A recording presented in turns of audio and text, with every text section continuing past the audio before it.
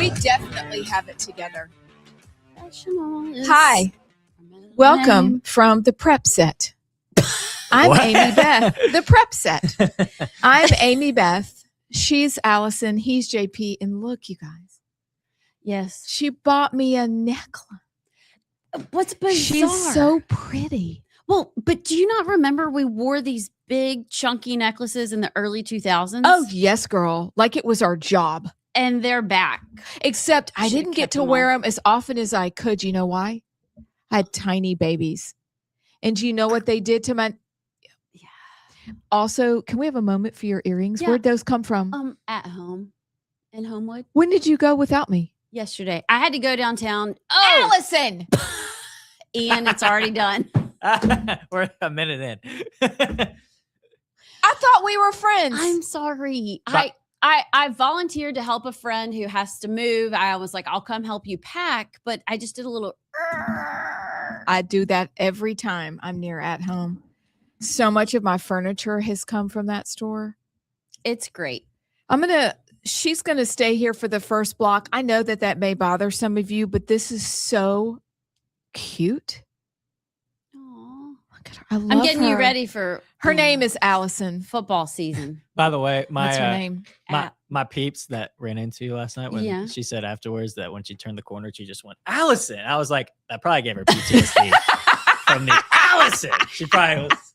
She literally, they were on a walk like all good old people do after they eat. Or like, I call it a digestion walk. You know? It's true. A good 10 minutes and you're good to go. That's what you're supposed to. Yeah. And so they round the corner and I'm like taking a bite of pizza. And she stops. Allison. Yes, ma'am. She's so cute though. She's so cute. Yes, ma'am. Did you have red wine or just boring old water with your pizza? Okay, yesterday was kind of a day. What did you do? Because we went to Waldo's chicken and beer. We only had chicken, but it sounds like you had a much more fun dinner. Yeah, I don't ever do this, but did you get a beer? No, I had a gin and tonic. Oh, my mother-in-law makes great gin and tonic. I don't normally do that. I drank the whole thing. Did you? I'm proud of you. Are you though? Yeah.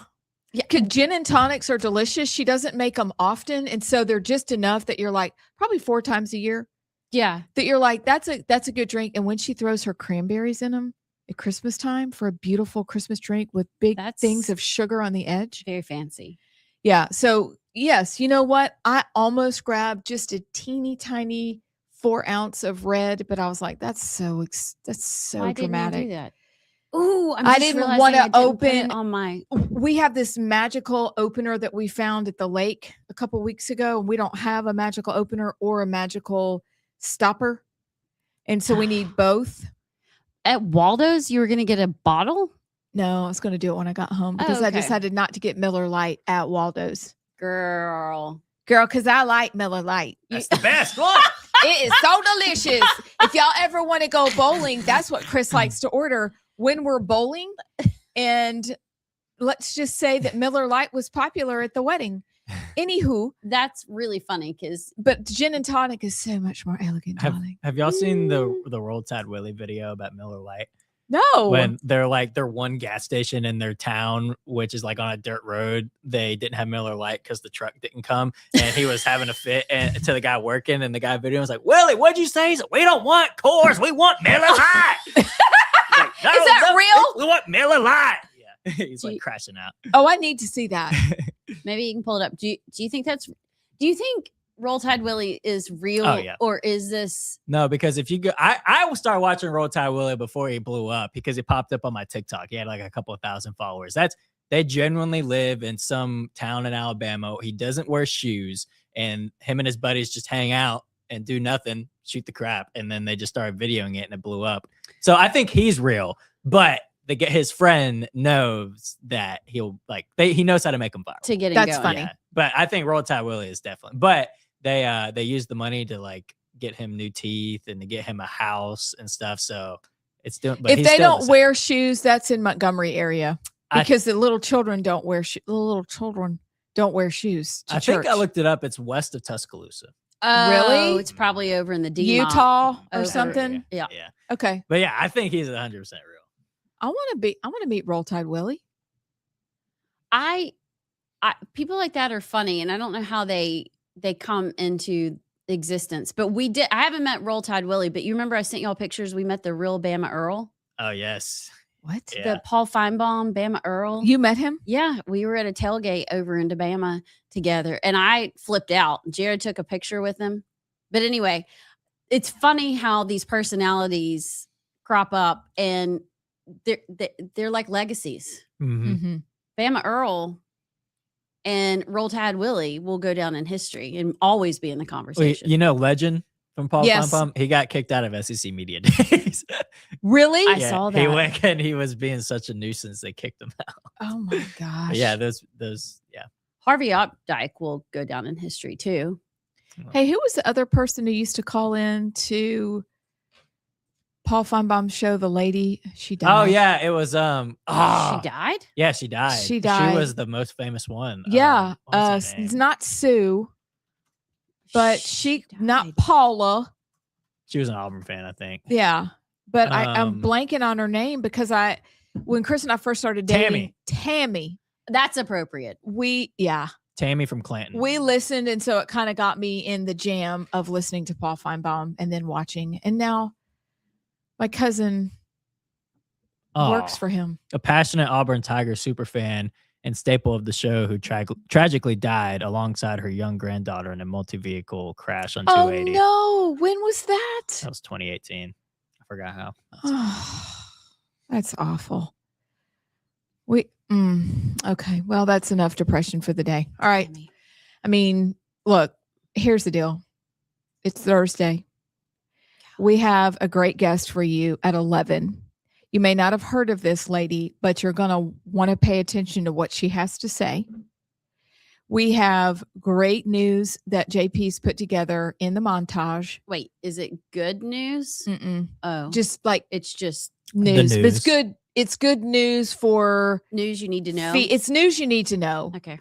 And then I declare that because it's Thursday and because of Tucker's big announcement, which will be in the montage, I believe, we will plunge around that. I had a chance to listen to part of Jeremy Boring, James Lindsay, and some other guy. They broke it down last night. Oh, Our new best friend, James. I thought you said Jeremy be boring. I'm sorry. No, Jeremy is not boring. Okay. Jeremy Boring, James Okay. Lindsay, and one other guy. So I Okay. listened to part of it this morning. Oh, were they talking Fascinating about take. Tucker? Mhm. And They listened and then they did a 2-hour pod breaking it down. And it was fascinating. I highly recommend it, but we'll Oh, get wow. there. Okay. But it's just a discussion that we enjoyed yesterday. Oh, look, Shein. What have I ordered now? And so I can't wait for that part because I know we're all kind of mulling it over. But first, we have our regular top of the show.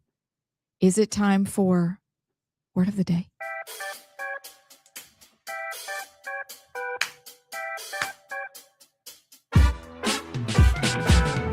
Three, 2, 1. This word is a word. You look like Charlie. By the way, real quick, Charlie! you know what song was stuck in my head the other day, Allison? Pop tarts okay, with not that one. butter. That one. BUBB8 on the lake. Blah, blah. Oh, what you meant? Do we still have it? I think so. Is it still? I love that his But that's intro. the song. That's the song we danced to Word of the Day when he was here. Yeah. Thanks, guys. BUBB8. You know what? Wait, play I'm it gonna again. take If you myself have out. It, play it. I'll go find I'll it. go. I'll go. It's fine. I know I'm not wanted here. It's fine. Oh my gosh, No. abs. No, but we did have fun. And it was, he said that a listener made it on AI. So it's not copyrighted. So we could do that too if we wanted to make our own word of the day. Oh, I love Word it. of the day. Let's do it. Like, Word of the day. Dun, dun, dun, dun. it's going Word to go of the just day. like that. BUBB8 on the lake. Hey, wishing I could listen to the show every day. Hey, gotta hear what Bubba and his buddies gotta say on BUBB8 on the lake. In the Isn't that Oh, sick? that was so sunny. That is sick. All right. Could you make that up with that beat, but word of the day, please? Yeah, maybe the AIs could do something. I think the AIs definitely want to do Okay. that. I'm hearing things today. You are hearing things. Drink up, sister. Okay. Okay, What's in that so drink? Where's the so this word is one short word, starts with an N, ends with a Y, nanny? and Is that it? what did you just say? I said nanny. Okay, close. Okay. It means sharp, well dressed, polished. It can also double. Y'all are both going to get this when I say it. Brad, I'm winding up to let you put this out there. He's already answered it. Okay. It also can double as a championship. You won the what? Natty. Like I go back to the first meaning, well Sharp dressed. and well dressed. I have Natty? never heard that. Let me make I've sure. never heard of that either. Have you never heard of that? Or Natalie dressed? Natalie. Okay, guys. What about Natty Light? No, not Natty Light. Word. You did that too without. I'll give you another word of the day if you don't like that word. No, I like That's a it. good one. I've never heard that word. Yeah. hold on. Natty. Yeah. Hang on. He's a natty dresser. I think we need to make that a Gen Z. Well, the only natty Natty. I've heard is when like guys who are bodybuilders who are on steroids and try to claim Yeah. that they're not. Like, I'm natty. Yeah, Natty. Natural. Stylish, neat, dapper in appearance. A modern fitness slang term, Gen Z, short for natural, meaning Mhm. a person builds muscles without steroids. So we did two words with one Stone. click. Stone. Look at us. We are so good.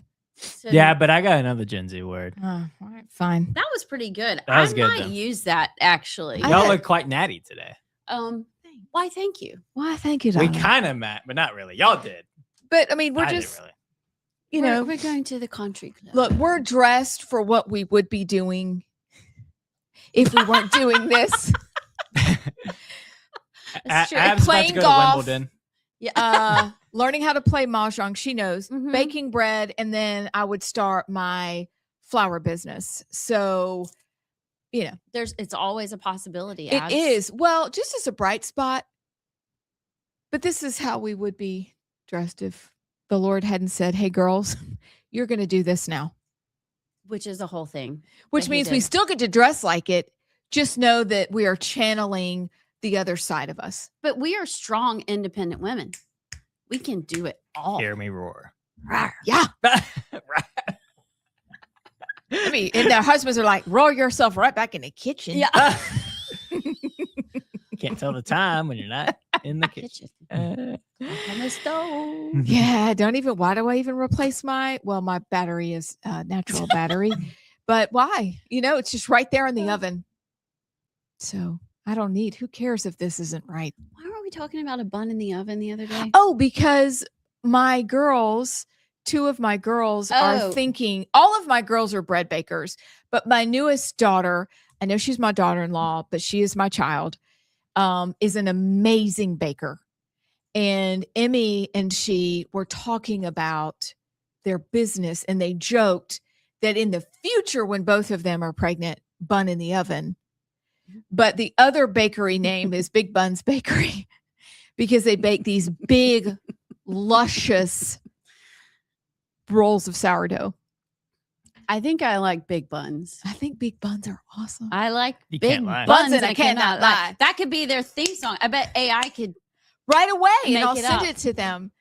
Emmy, I bet you're laughing right now. But anyway, so I'm trying to get them to start their cottage industries.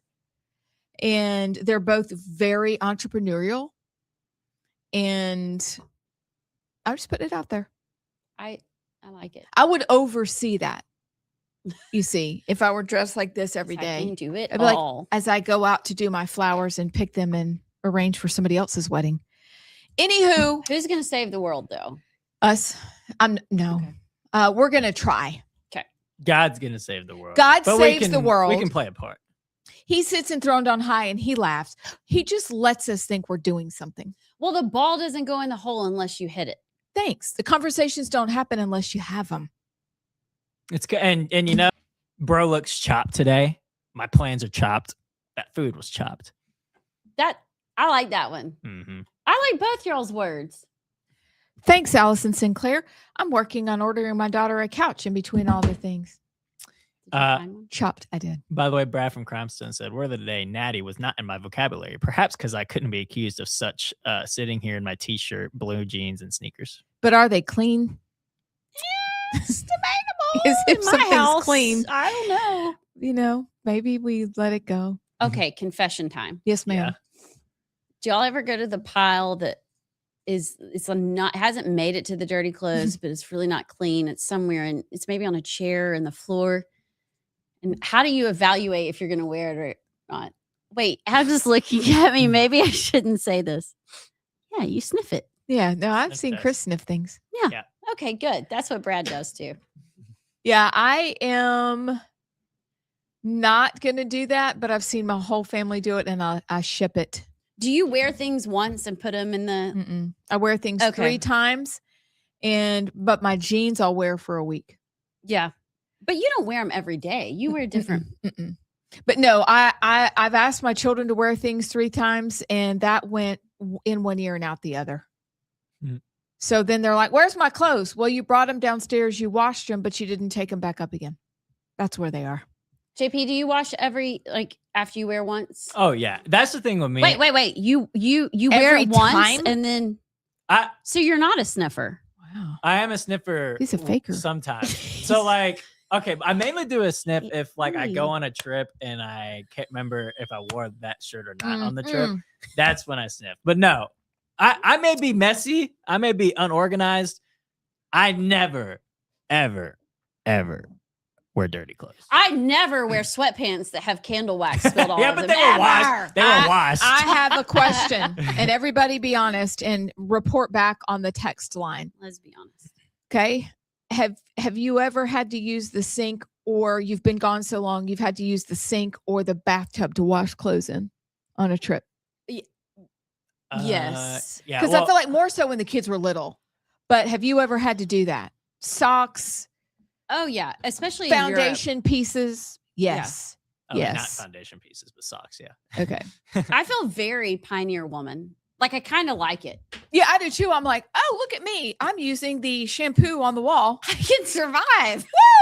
Woo! Great.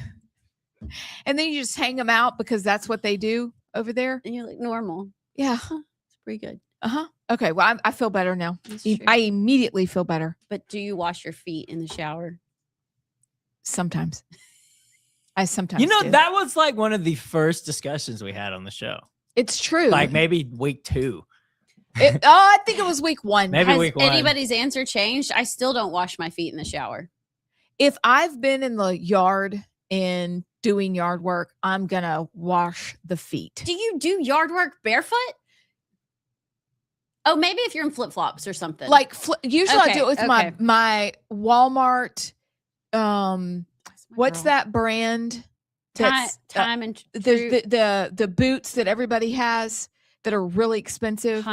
Hunter, but I've got my $7 Walmart boots that I love, and they'll do just fine. Thank you, ma'am. So I'll wear those. But as you're working in the yard, the dirt gets in them. I don't know how. Probably because I get on my knees and the dirt slides in that way. But that's when I'll wash my feet. Your for feet real. get sweaty in those. It's so Yeah, but your sweaty. feet still sweat no matter if you're barefoot or not. Well, and I count it as, oh, look, it's water loss, which means calorie loss, which means I'm lighter. So, because you're sweating. Oh, You sweat so bad yeah, doing that's the yard way. work. But I love yard work. But yes, that's when I wash my feet. Just to get specific with you. TMI. Okay, is it time for Yammer? Yes, it's time for time for- Yammer. Yammer. Oh, I got a good story. Wants to go first. Okay, I'm sorry. somebody sent me this morning, and I am really help me make sense. Help Do we have the same it story? make sense. No. This is the Calvin Coolidge Project posted this. And I don't, I'm really sad. And everybody needs to know this. This is actually a public service announcement. Sprouts Farmers Market. Sprout, like sprouts? Sprouts, our Sprouts. Yes. Middle word, farmers Yes. market Yes. have become the first major U.S. grocery chain to stock and sell lab-grown meats. Oh, we're back to lab grown meat. What? What? I would like to revolt and object. Absolutely not. Oh, thank you. Hey, Derek. Hey, Derek. Yeah. Absolutely. Are you kidding me? Are we going to have to is stop? that? That is That's not meat. beef in a cup. That's Play-Doh. And you're selling it like we're supposed to eat it. That's disgusting. Is it made out of what? I don't know. It's probably Gross. cells. I need to. Well, you know how they make it?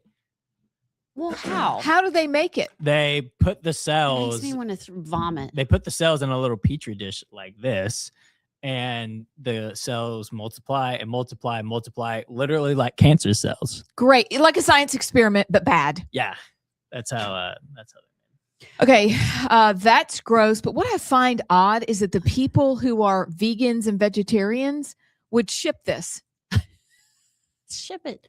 You know, we need to ask, and Derek, our friend who's watching, lives in Texas, and Jenn, Mack, Raphoon, who's coming on at 11, she lives in Texas, and she grew up on farms. I would love to know, maybe we need to ask her if we have time, her thoughts on this, because there's no way this is good for you. No, absolutely not. And I think they need to take out farmers market from their name, because you're just liars. Just put Sprouts Scientists Fraudulent market. That's what you should put. Anywho, Sit on the throne of lies. you smell like beef and cheese. No, it's not even beef anymore. No, it's not. It's fake. It's Play-Doh and Allison, are we going to have to go down to Fresh Market now? I think we should protest. Okay, I'll protest. I mean, that's where we go. I mean, before that, Jeannie Faraday and I would go on Tuesdays after we did our stuff with API and whatnot. And we'd go on Tuesday to the Fresh Market and get the meat because it's on sale. And it's just because it's fun to walk around. And then you and I often just miss each other in Sprouts. Yeah. At least I go once a week, probably twice as honest. And now we're not going to be able to go. Surely, I thought we passed a law in Alabama that you couldn't sell lab-grown meat. And I'm hoping there is a requirement for a label that, hey, you're eating Frankenstein beef. On May 7th, 2024, Alabama became the second U.S. state to ban lab-grown meat. Okay. It makes the manufacture, sale, or distribution of food products made from cultured animal cells a Class C misdemeanor. Yeah, you're all going to jail. Okay. So do we know that it's in our Sprouts? Well, we're going to go do an investigation, All right. and we're going to make a short. Could we a have reel. good investigation music with it? Uh-huh. Like It'll- a- like like a- Inspector Gadget. Like an Like a SV? law and order. Yeah. Uh-huh. Dun, dun, That, dun, we need dun, that. dun. Okay, cool. All right. So are you good? Can I I'm share done. my I story? just was a little fired up. Well, this is also fired up, and this needs basically Evie Gallagher's headline. Alabama's real estate regulator wrote its own law. Mhm. One of the lawmakers who carried it now works there. So we're the fourth most corrupt state in the country, legal corruption. But the Alabama Real Estate Commission has spent the past 3 legislative sessions expanding what it can do using laws it wrote itself, carried by members it recruited on a schedule that keeps it out of daylight again until 2028. Who Debbie Wood. So yeah, Rolanda Hollis, Birmingham, and former state rep Debbie Wood, who had owned a licensed state brokerage, were the ones who introduced it. They were the ones found to introduce it. So again, back to Evie's headline, the real estate regulators wrote its own law, and one of the lawmakers who carried it now works there. It's just called politics as usual and another day in Montgomery or DC. I thought we got rid of double dipping also years ago. This is kind of an odd form of double dipping. You're right. We did. That's why our congressional members are rich. They're rich and so they're so above the law. They would never do anything like this. That's ridiculous, but a good story by Evie at Yellowhammer. JP, do you want to do yours on the other side? Well, real quick, this one isn't very long, except I think our conversation yesterday talking about Doug Jones and his record and how liberal he is. This is Tuberville yesterday, that the race against Jones is really a fight against socialism and communism. So I'm not running against Doug Jones. I'm running against an ideology that is sweeping the country, and it's socialism and communism.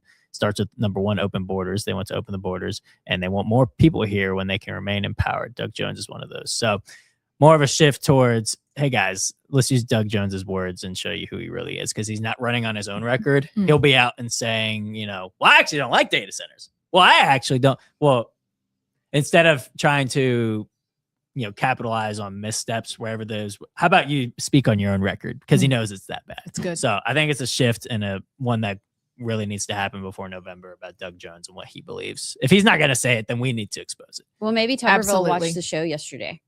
Maybe so. Maybe so. When we come back, we'll have the montage. We'll have the Muslim Minute.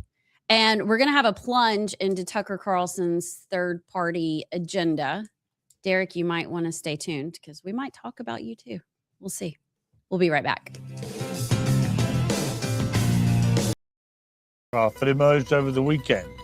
And you were in this picture. It was at Tucker Carlson's home. Things are in the initial phases right now, but there is a growing consensus on, I think, both the right and the left of people who are sick and tired of the Republican Party. They're sick and tired of the Democrat Party.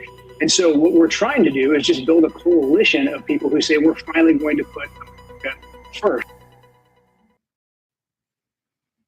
Oh, brother. Oh, brother. That's much to discuss on that one.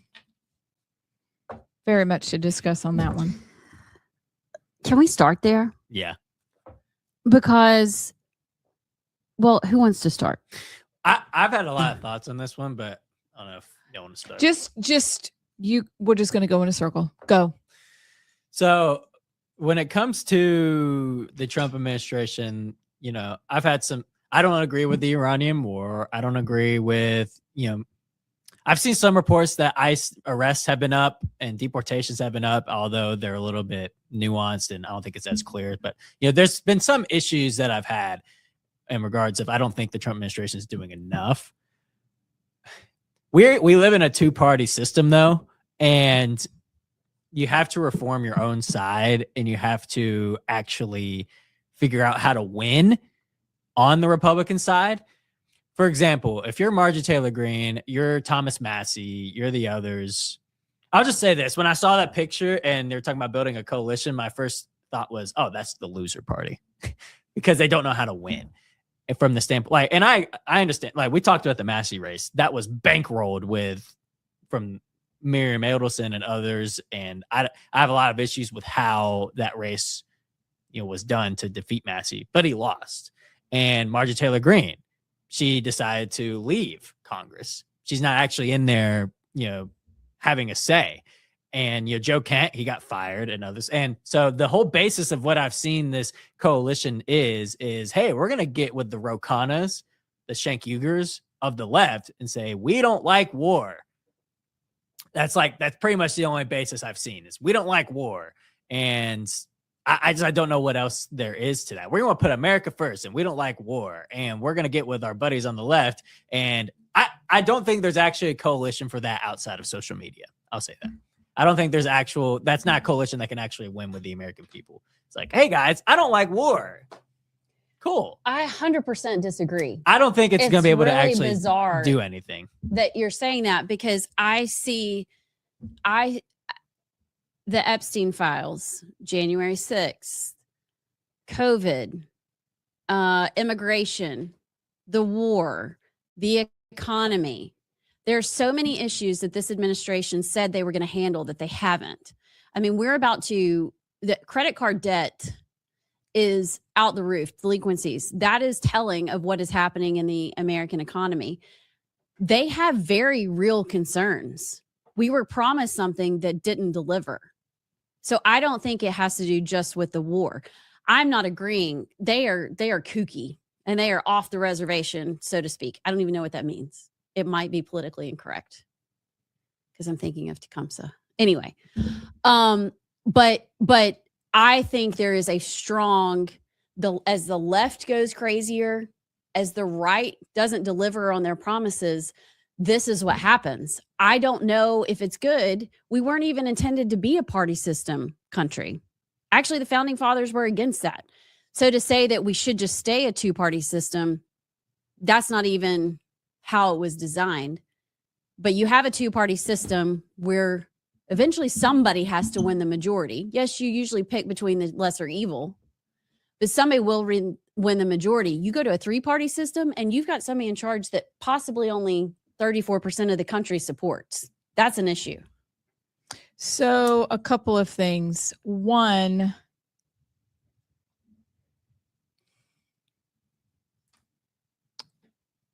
the last time a third party almost won was Teddy Roosevelt.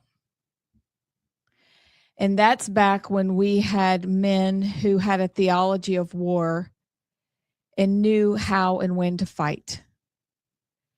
The Republican Party isn't necessarily to blame. It is the people we continue to send to Washington who do not know how to fight, who are compromised, and who have even led to us being in a position where people go, it's legitimate that we consider a third party.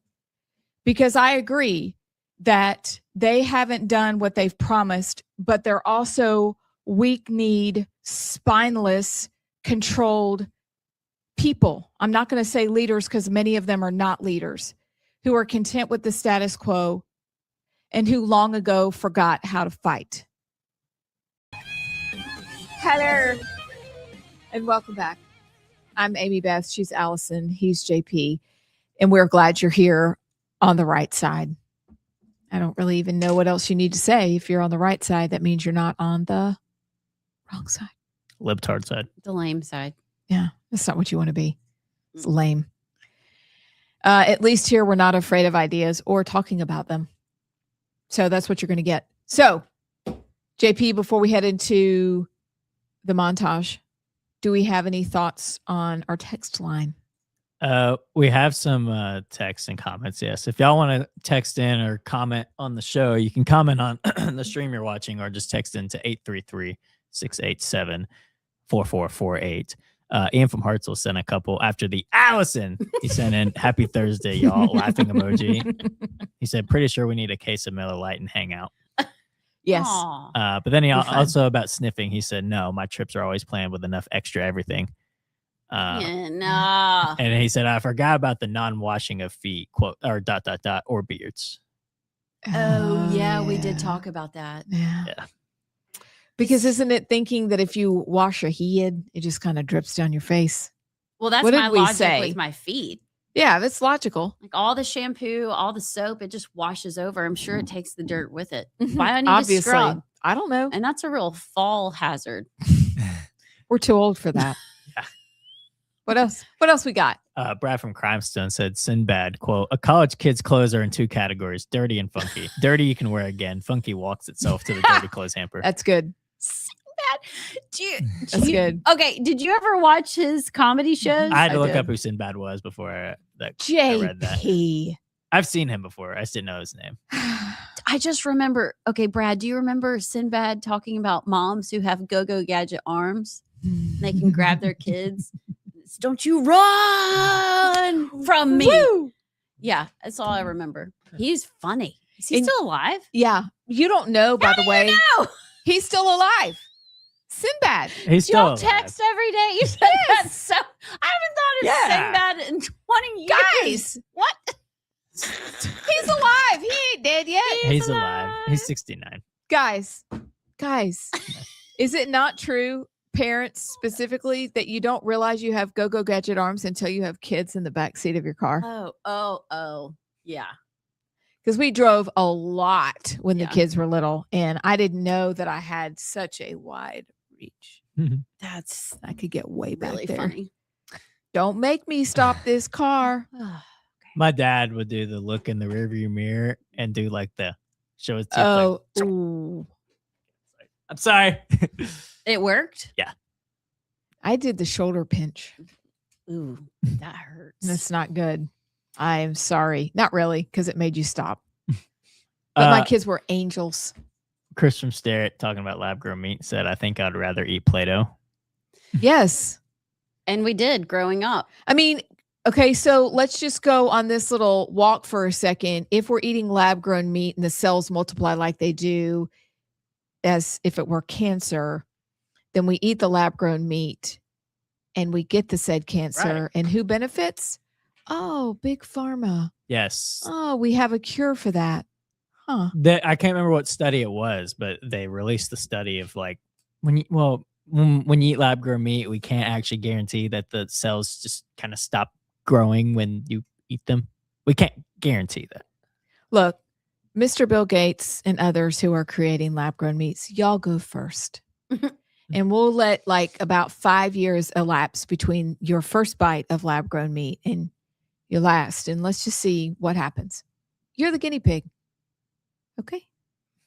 Do you think, does this all go back to farting cows Yes. and the ozone? Or that's what we used to call The, it, the greenhouse effect? The documentary I watched in middle school called Cowspiracy, where it was about how cow farts warm the earth. It makes so much sense.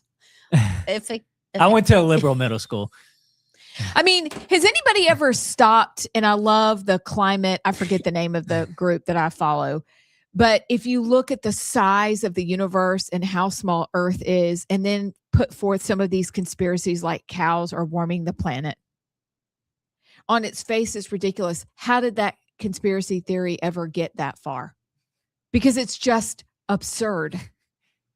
Really. I remember my liberal middle school, but like my friends and I that played sports, we were like, this is retarded. But I remember the first day Proud of you, the first day JP. we watched it, I remember being there like, I wonder if everybody else thinks this is dumb. And like we walked out, like I don't know if we were going to lunch or something, and one of my friends was like, it's really hot outside, and my other friend was like, must be the cows down the road letting out gas. It's warming up the whole earth. It was the stupidest thing. But yeah, Cowspiracy. Absurd. I should go watch that. Yeah. We have a comment on the Facebook. We're playing the Tucker conversation from yesterday in the break, so they're commenting on that, but we'll talk about it later in the show, though. Said, if we have two teams that are bad, why would adding a third bad team wouldn't fix the problem? Address the issue that's already there. The propaganda is the problem. That's a good take. Is that kind of where we landed yesterday? Mm-hmm. Yeah. Yeah. We're quick to cut and run and then squirrel. And let's go with that. No, I think that's a fair assessment. I'm really curious though, and you're going to want to stick around for this because I think there were 10 kind of pillars to what this party or this group of people believe. Mom printed them out. I did. And so I think we're going to walk through. I purposely didn't read them because I want an honest reaction, but I'm curious how many we actually agree with or don't. And then we're going to have to weave our way back through of how we would want to hash this out and solve the problems, because we have problems. I'm just not sure this is the answer. I'm open to it, but I will share nothing that I have learned. By the way, I tried to go watch Tucker's thing. He's paywalled all of his monologues now.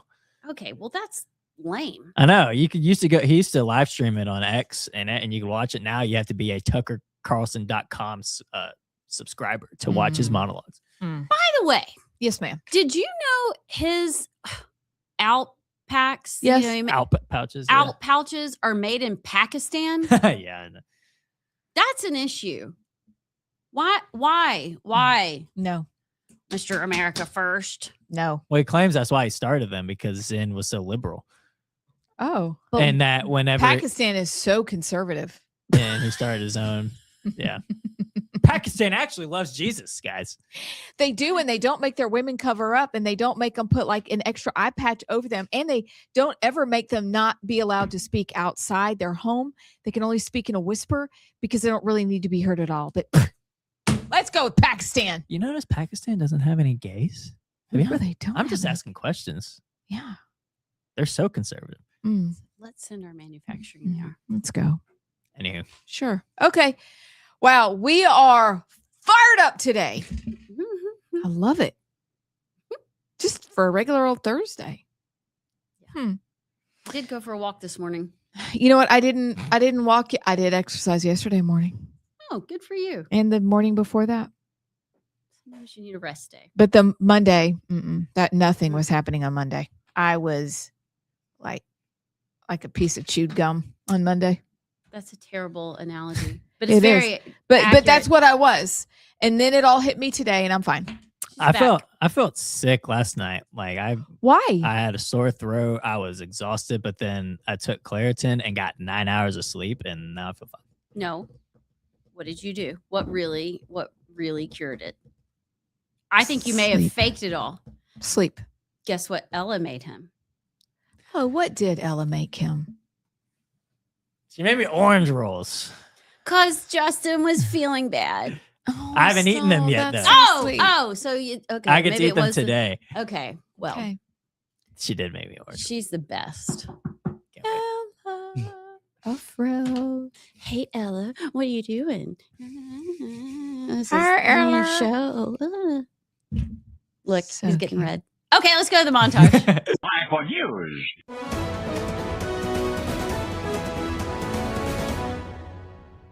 Abdul El Sayed's candidacy for senator in Michigan concerns you? Yes, sir, it does. Why is that? Well, to begin with, I look at the connections that his father-in-law, Shakaku Tayyib, has to Brotherhood-linked groups. This includes being the president at one time of CARE Michigan, also his presence on the Islamic Society of North America Founders Committee, which is only for those most exclusively devoted to ISNA and provide a significant amount of funding. There are other known Brotherhood members on that committee. This is a sad day for America. I mean, the fact that this man could win an election is absolutely unbelievable. Developing story in Winona. Police there say 10 flock cameras around the city have been cut down and stolen. Officials say the automated license plate readers were sawed off at their poles in Winona and on the Mississippi River Bridge in Buffalo County. I saw this article yesterday. Want to get your take on it. Election auditor says 200,000 votes cast in the New York City mayoral election are suspicious. Do you think this election was fraudulent? I think the Democratic Party cheated in this election. The answer to that is a resounding yes. Somebody needs to begin work immediately on one question, which is what unites all of us? It's probably not going to be that hard because most of the divisions that we think are irreparable, they're chasms. There's no way I have anything in common with that person. If my daughter married him, I'd freak out. Most of those divisions are artificial. Okay, I'm not going to say anything. I want to say stuff. I'm not going to say it.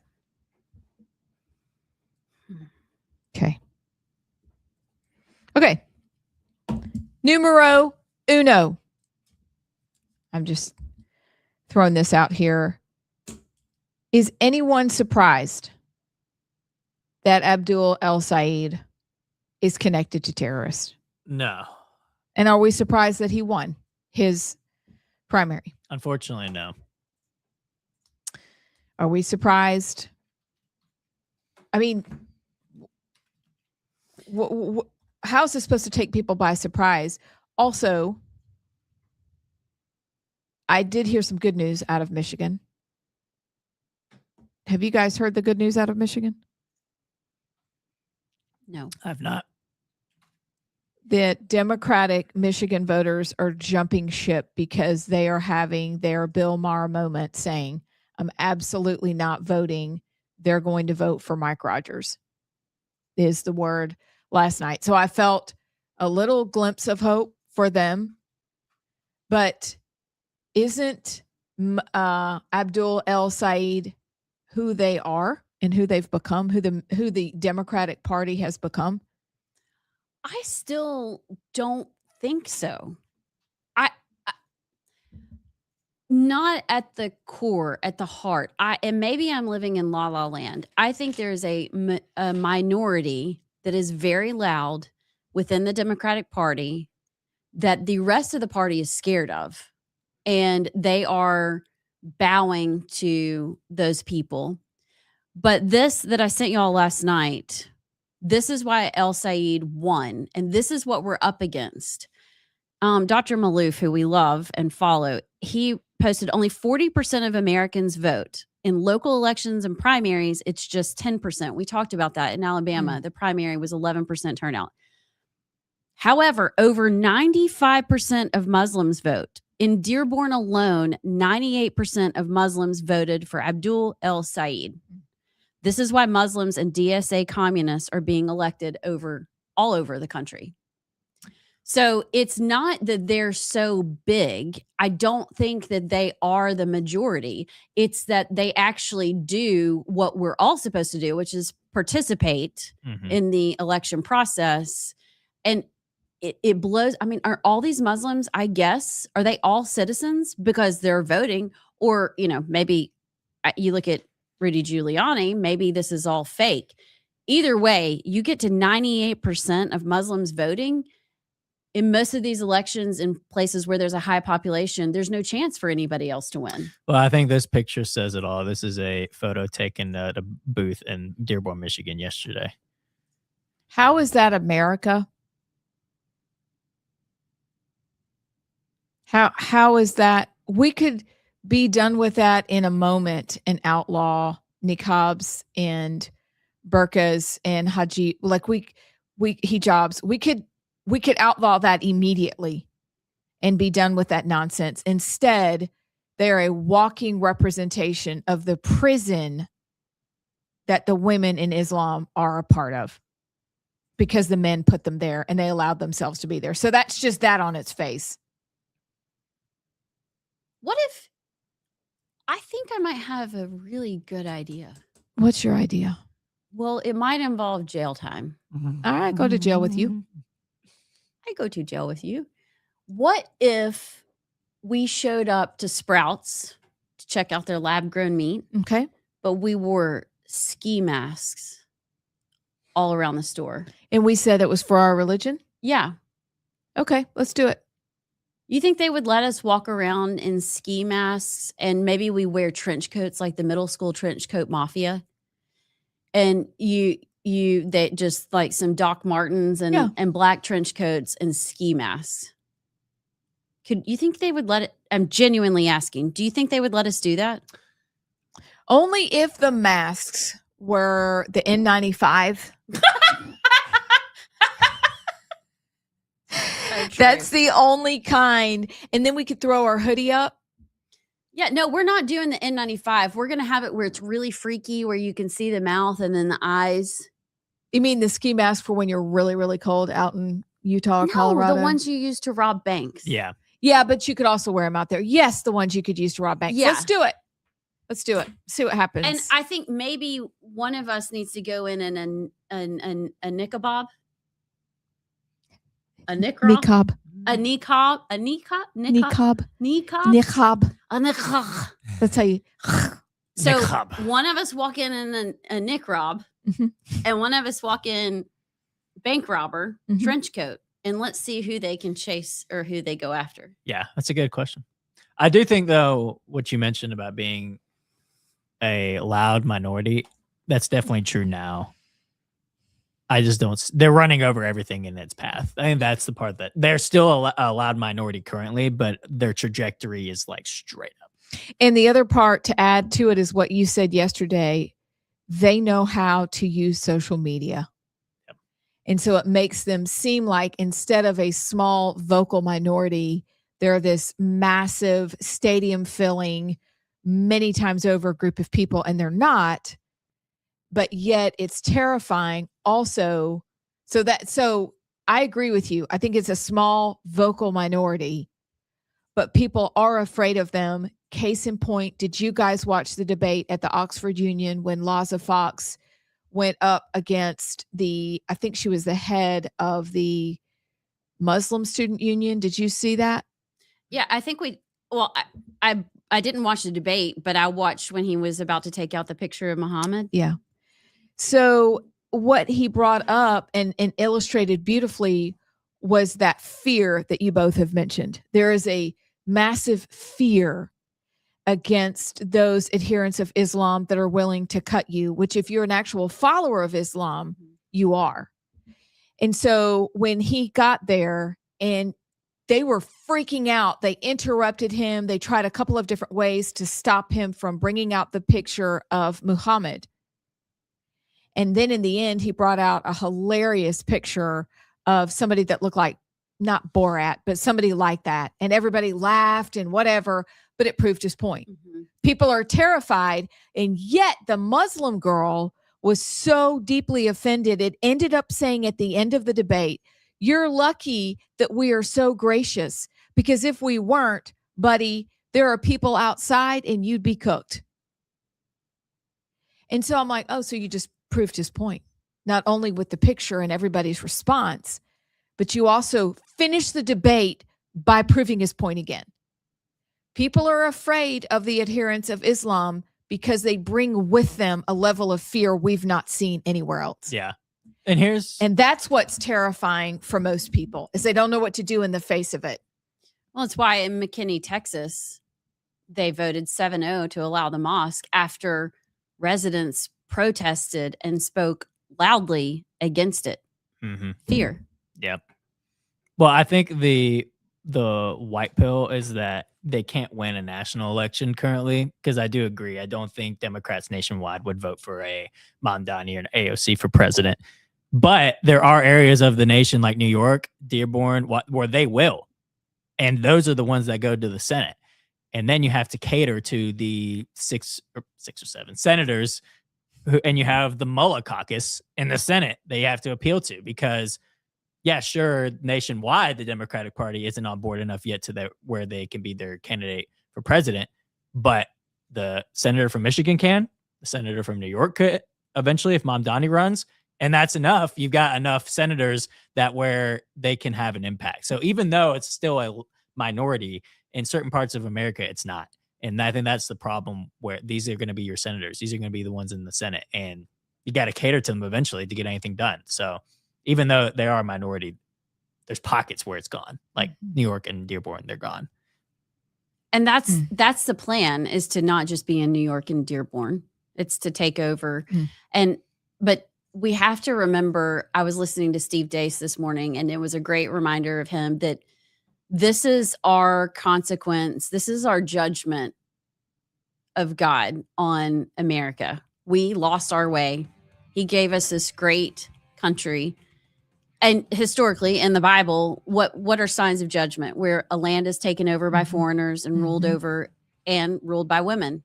And we are watching that unfold. But God, and that's the hope.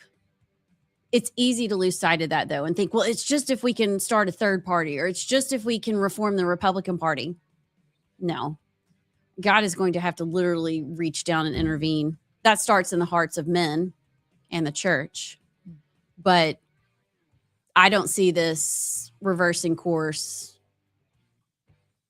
Maybe it'll be sooner. Maybe it will be. I think maybe we're on the brink of that if we'll pay attention, of being able to save this country. We'll see. When we come back, we'll be with Jenn Mack Raphoon, who is a write-in candidate for governor in the state of Texas. We're going to talk with her because I feel like Texas is kind of a microcosm of everything that's happening across America. Cannot wait to hear from her. We'll be back.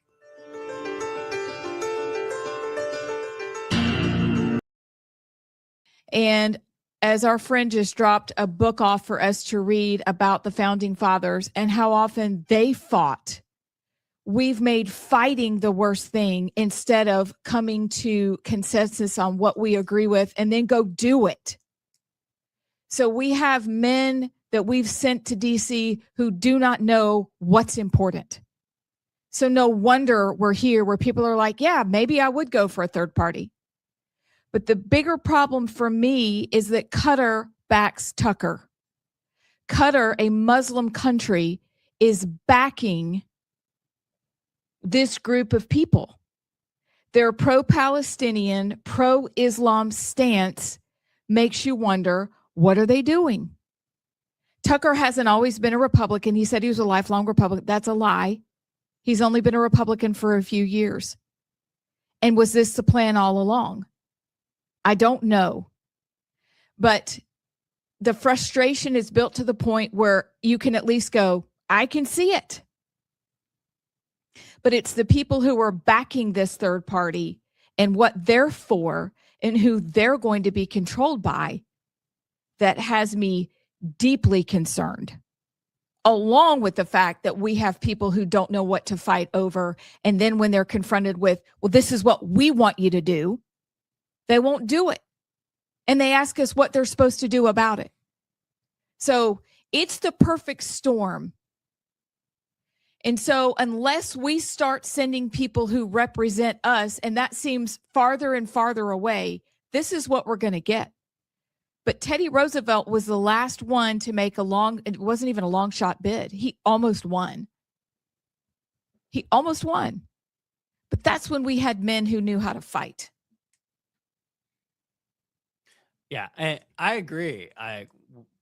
Iran war, Epstein files, I've got issues with it too. I just think the way they're doing it is not going to be effective. Because unfortunately, we live in a two-party system. That's just how it is. And if you look at the left, where you've got the Democratic Socialists or the Communists and the John Fettermans and the others, like they're not forming their own party. They're all in the Democratic Party. I'm not saying that that's good or bad. That's just how it is. They're all unified. There's no Democratic Socialist Party.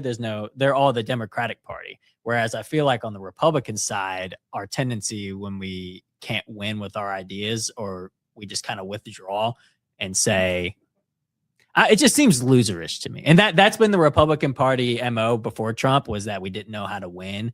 And that's just what that seems to me. I don't see a coalition for that outside of actually social media, to be honest with you. Like, it doesn't have the grassroots. It doesn't have the ability to win elections. All it would do is bring away Republican voters if this was an actual third party. And then the Democratic Party, they're all unified and all the votes would go to there. I just don't see it as effective. I agree with the sentiment, but don't withdraw. And it seems whiny, and it seems this is going to get a lot of reactions on Twitter, posting a picture of us, eating lunch at Tucker. Like, get in, engage, and figure out how to win and reform the Republican Party. That would be that's how I think they should go about it. But Tucker's making an announcement at 6:00 tonight. I'm sure he'll go live on X. I think it's kind of crazy to me to hear you say that, because I would think your age, at that table, you've got Thomas Massey, MTG, Tucker, Joe Kent. Those are the names that are the faces that I recognize. I would put Nick Fuentes in there. I would put some people, Candace, that, you have followed and liked, and your generation follows. I would think that is exactly who they're courting. We hate Israel. Israel is the reason for everything that's gone wrong. Maybe it is just a social media campaign, but so is the socialist stuff. And it is very effective. And if you have Qatar money behind this, we're screwed. That's the part that terrifies me, is the money. I want to go through each of the people that I just mentioned, because I'm so curious. I used to love Thomas Massey. I think he was kind of, for all of us, the rogue, independent. And now I'm going, what? So if you walk through Thomas Massey, Marjorie Taylor Greene, Tucker Carlson, Joe Kent, have they been an op the whole time? Or is this a genuine transformation where they've all been targeted? They were all loyal to President Trump. They all pledged their allegiance. You remember MTG and that, I think it was like a fur coat and a Make America Great Again hat, and she was yelling at everybody at the State of the Union, all in for Trump. We flipped in one day, but Donald Trump also started attacking her. And at some point, I don't know which came first. What do you think this is? I think it is something that was probably building, but I also think that there are things going on behind the scenes that if we knew just how much money.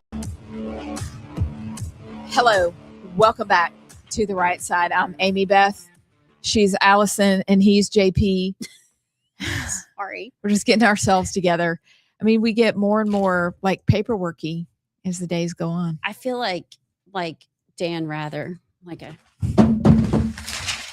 in the day, before we didn't Rush do the. Oh, he always did the paper. He did the paper, his stack of stuff. We do have a stack of stuff, but we're going to save that stack of stuff until after our interview with our new friend, Jenn, Mack, Raphoon. And what I need to know is Jenn Mack. What does her name stand for? Because see, I'm just Amy Beth. It's not Amy Elizabeth. It's just Amy Beth. Is it Jenn McKenzie? Is it Jen Mack? Like, I need to know. Well, I think that could be our first question. Okay, for our so guest. welcome our new friend and guest from Texas, writing candidate for the governor of Texas, Jen Mack Raphoon. Hello. Thank you so much for having me, both of you. We're so glad you're here. How are you? Wonderful. I'm right in the middle of everything. It all just started. And so I'm learning a lot about the political system, the good, bad, and the ugly. And so it's been a lot of fun. I got to meet a lot of people, a lot of supporters. So I'm very, very grateful. Very grateful. So I need to know, it's a very serious question. Is it Jennifer McKenzie? Is it Jen Mack? Like, I've got a double name. I need to know because you have a double name. Yes. It's been Jen Mack forever. And then I recently got married about just over a year and a half ago. And his last name is Raphoon. He's Scottish-Irish. So that's how it all came. And this is how people have known me. So we just moved it over to the middle name. Mack is what I share with my sons. And so I didn't want to let that go. Okay. Gotcha. Love it. Well, so tell us a little bit, because I have so many questions. People, we're based in Alabama, and people could be going, why are we having this gubernatorial candidate from Texas on? I really feel like, and I said this during the break, that Texas is kind of a microcosm of what is happening all across America. You're dealing with immigration, you're dealing with the Muslim invasion, you're dealing with economic woes, you're dealing with farming industry and things kind of crumbling. But before we get there, I want to know, especially on the heels of Tucker Carlson and this group that came out wanting to start a third party, you were running as a write-in candidate. What made you decide that? Kind of how did you get here? Why are you running? And why did you choose this lane? I thought, and thank you for the question, I thought God was a Republican from Texas. That is genuinely what made the perfect sense to me. You could not tell me any different, and it made no other sense. And so as a Christian, that tended to be the evangelical crowd would go over to the Republican side. What I have found is that there is mostly a uniparty. I don't believe that there are two parties anymore. In fact, I think they've become more gang colors than anything, and people are tired.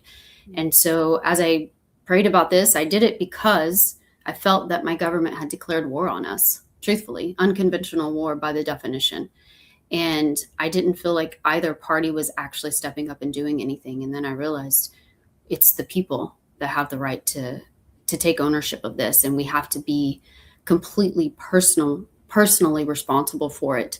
And so as I prayed, I just realized I can't pick a party. That's what I felt in prayer. You cannot pick a party in this. You have to be beholden only to God and to Texans. And so that's where I stand. So how is the race going thus far? Honestly, I knew that there would be some pushback. I did not see within the faction that I thought would be probably more diplomatic. I've been very surprised. And so with that, we have been suppressed beyond what most people are. I cannot send political text messages from AT&T, T-Mobile, Verizon until I remove the hate speech from my website. The hate speech specifically in the email was no to socialism, no to Islam, and no to government cartels. I have to remove all three of those items or I cannot send political text messages. So where you guys are being bombarded, it's not me. I can't do it with all the support us. The accounts as well, from X to Meta. I honestly thought people just kind of say it if they start losing followers. But once I hit 1,000 followers on X, I received a notification that I needed to get politically verified. And then they let me know that I was being algorithmically throttled. That X does not shadow ban. They just algorithmically throttle because of my faith-based content and my political content during election cycle. However, being that I'm an independent, after the election is over, then I may see my followers pick up. Oh, isn't that wonderful? Yeah. Who do you, I mean, my first reaction is, okay, well, like my son, who's apparently a genius and was 20 when he told me well, Mom, if you have haters, that means you're doing something right. So that's my first reaction is you're over the target. You're doing something right. But that's not right to happen in America. Who do you think is behind that? I mean, is it the Texas establishment? Is the federal government? Is it big tech? Like, what is happening? I think there's a huge, just a global plan to shut us down, honestly. I think there's a lot of nefarious actors, whether it be just within the establishment of Texas specifically, who may be in bed with the establishment from within the US, who may be in bed with the establishment from the UN. I don't think it's one person. I really believe there is an active movement to remove everything that we know and love about our Constitution. I believe it's to take the power out of the people's hand. And to be honest, they've done a great job. People have forgotten who they are and where they come from. We have people come to my table that are very supportive. We've had precinct chairs from both parties have come and joined us, for which I'm very grateful. But we have people come up to my team members and I wouldn't say they threaten them. They passively aggressively make statements, or they all out yell at them and say, she needs to end this campaign right now. We are done hearing her name. End it immediately. And there's somebody that will serve within the party. So there is not a good side. I've realized if I'm getting the reactions from both sides, I don't think anyone is unified. So I'm not concerned about that. But there's a huge movement to shut us down. And it's not just us, it's the people. It's to shut the people down, especially people like you. And I don't know if you're considered agency, and I don't mean to get into or pry that way, but if you're an independent journalist or independent news in any way, being covered under the First Amendment, we're counting on you to protect us, to protect the people, because your freedoms are protected because you're supposed to stand for truth, and the truth is what sets people free. And so people like you can go in and rescue out of the hands of the oppressor those who have been oppressed. But instead of doing that and using that to actually help the people and save the people, a lot of them are getting bought out by, being prostituted by parties. And so the only way we're going to fix that is people like you and the grassroots type people. So one of your tenets that they are terrified of is that you are pro-freedom, and which likewise would mean anti-Islam. Talk to us about what's going on in Texas, because we're watching from the outside and it's frankly terrifying. As it should be, because we believe right, wrong, or indifferent, arrogant, whatever happens in Texas is really the precedent for the rest. Because we still have our come and take it people. They're not as loud as everybody else, but they will be backed into a corner so long until the corner disappears. And so when you have an Islamic movement that is literally to conquer, to actually remove the government that we have in place, which is a Republican form of government, anytime you have something like that, they're going to tag on to social justice issues. So they're going to tag on to movements that they don't even believe in, but they will grab onto them to make themselves bigger. It's very communist manifesto. I mean, just by definition and by the steps. And so knowing this, they've allowed themselves to become in office. If they become officers, if they become a judge, if they become maybe a city council, maybe a mayor, when they get into those positions, then someone who is not converted to that, you get pulled over for something, you're out after dark, or there's a child that gets married to a man. There's nothing that can be done that they believe. There's nothing that can be done because it's their faith, because the person that you face is going to be a judge who also believes the same thing. Now, I'm trying to push that we can do something about this. The idea that it's a religion and that there's nothing we can do because everybody's protected under the First Amendment, that First Amendment was protecting the freedom of religion for those who believe in the freedom of religion. The acts of violence are still illegal.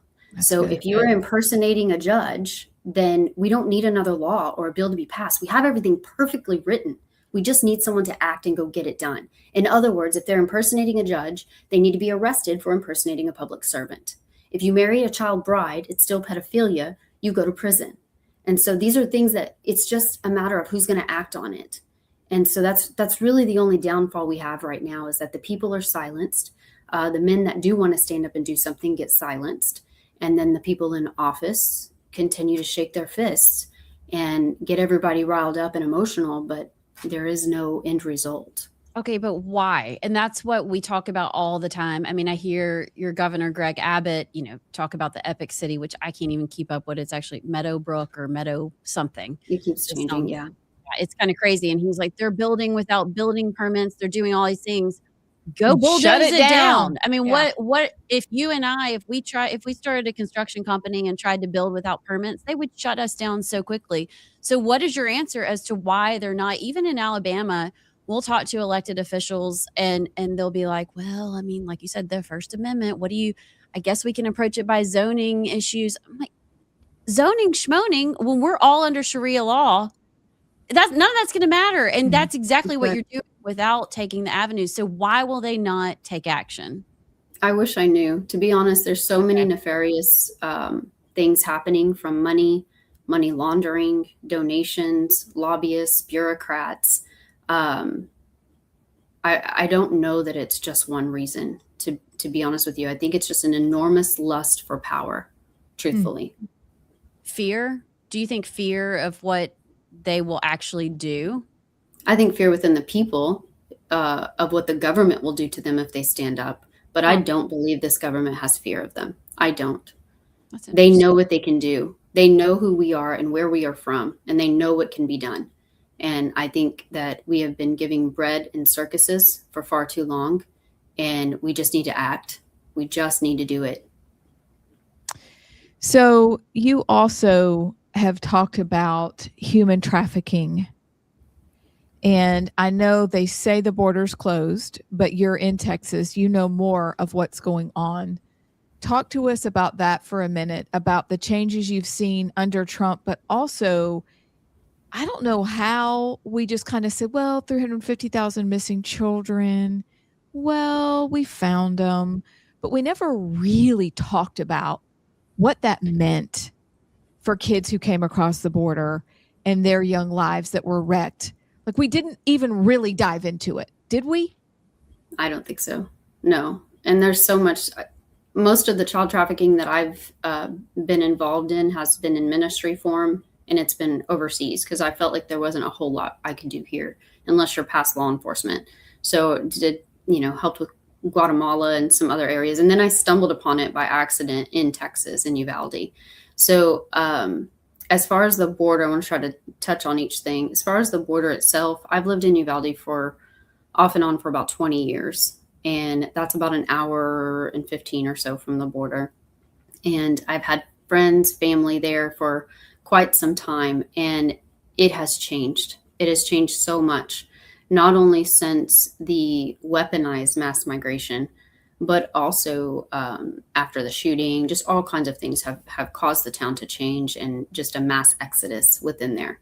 But when farmlands are being overrun with people, deer blinds are being burned up, people's houses are being broken into. There was a lot of real estate agents who had houses on the market, and then they would come in and they're squatters. They're having to get rid of them. And it was just an absolute ridiculous, just a ridiculous scene, and heartbreaking, to be honest with you. And yet we were told that everything was fine. I will say this for Trump, that I do believe that even if you speak to the Border Patrol officers, for the most part, the border has been handled well as far as shutting down. But I don't think it's shut down. And so I think, to use those words, we need to be very mindful that people are still coming through left and right.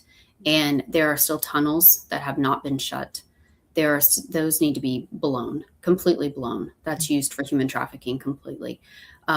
Even if you shut the border, there's still tens of thousands of sleeper cells and bad actors that are here. And again, it's not one group of people. These are people from Hezbollah ties and all kinds of terrorist ties that come in through the Darien Gap and then up through Mexico, and they come in that way. So we've had some pretty bad people come through, on top of the Mexican cartels, on top of CCP. And so we've had a large group of people that want nothing but the desire to destroy us, and they're still here, and nothing's really been done. As far as the children I want to make sure your question was, have we really addressed Yeah. the impact? I don't believe we have. I think one of the things that we're lacking, and I hate to even say that because I hate the fact that we would need it, is that we don't have a good transition once we take these kids on. So I don't even know if I firmly believe that we found them. I need more data to back that up. So I'm just going on the assumption that we have found them.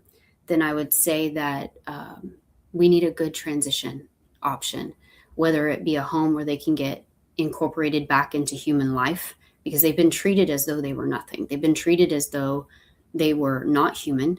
Some of them have been horribly tortured beyond what the human brain could possibly imagine. And to be able to show up and then the families are excited and they give them a hug. They don't even know what it's like to be touched anymore properly in a way that's loving. So yeah, I would say just passing them through the door and getting them out is probably not the best idea. There would be, we've got great organizations in Texas, from Troy Brewer to Yaku Bullion, even Victor Marks. I know he's not in Texas, but these guys are very knowledgeable, and they could essentially put something together to try to help transition them back into just civilization again. We've got about 3 minutes left, so I'm curious. I'd love to hear from you. No, I mean, this is great. I wish we had more time, and maybe we need to have you back on and kind of go over some of these things, because again, I want you to spend some time talking about, I know you have 6 pillars of your campaign and what you want to do for Texas. To me, they all translate into what needs to happen in America. Mm-hmm. So kind of talk through those and then tell us how we can find out about your campaign and kind of how to support you and follow along. Absolutely. To your point, yes, they all come into one common purpose, which is give the nation back to the Lord and the power back to the people. If you do that, we can decentralize the government, and we can completely end the era of the politician as a whole and give all that power back to the people. If the power goes back to the people, we're not going to have the Orwellian government, the issues with the flock camera and access and things like that. We're not going to have to deal with the data issues, because now people will have a chance to speak and they will have to be heard. The border issues will be taken care of, because we will go out. We are very good at hunting here in Texas. We will go out and find the sleeper cells that are here. We need to put bounties on cartels from Mexico to the U.S. Congress. If they've been involved in child trafficking or money laundering that leads to the child trafficking or any other thing, they need to be held accountable.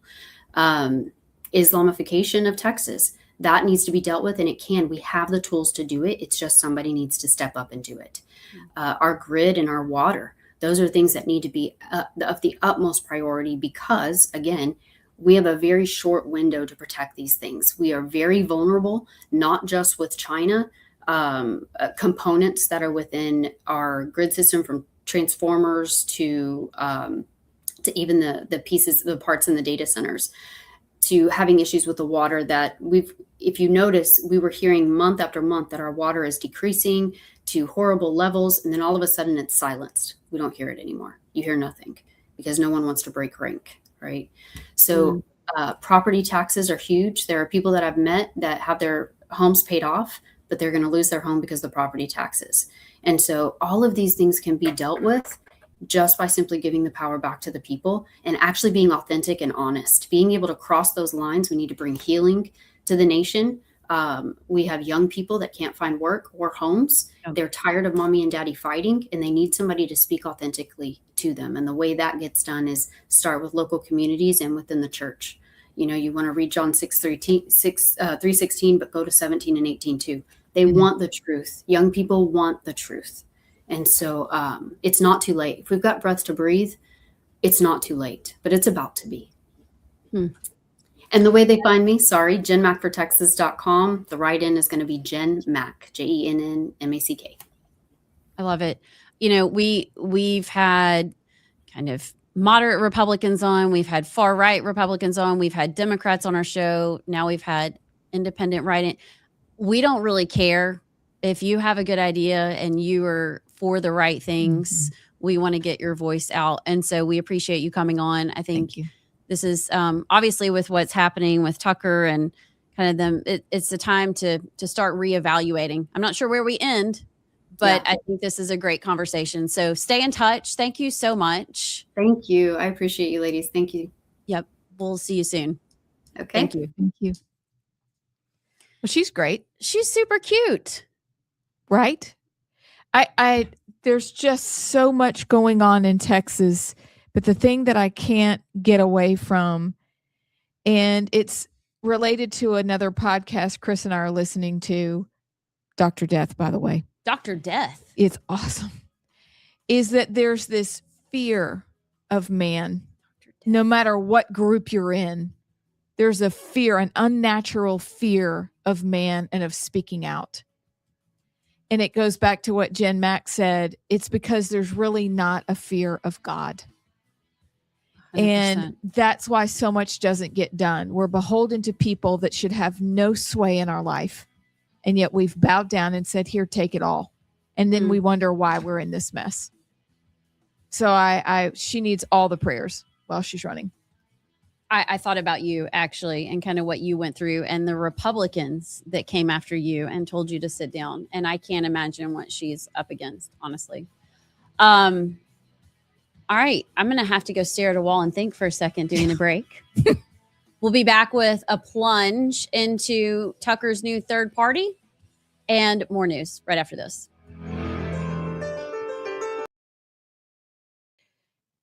I think if we had paid more attention to the man backing Tucker earlier, we would perhaps have seen this coming. Like oh, you think there were signs before we I caught think there on? were signs. I think this perhaps was always an op because you look at Tucker has been a Democrat. Candace has been a Democrat. Marjorie Taylor Greene has just been whatever she wanted to be.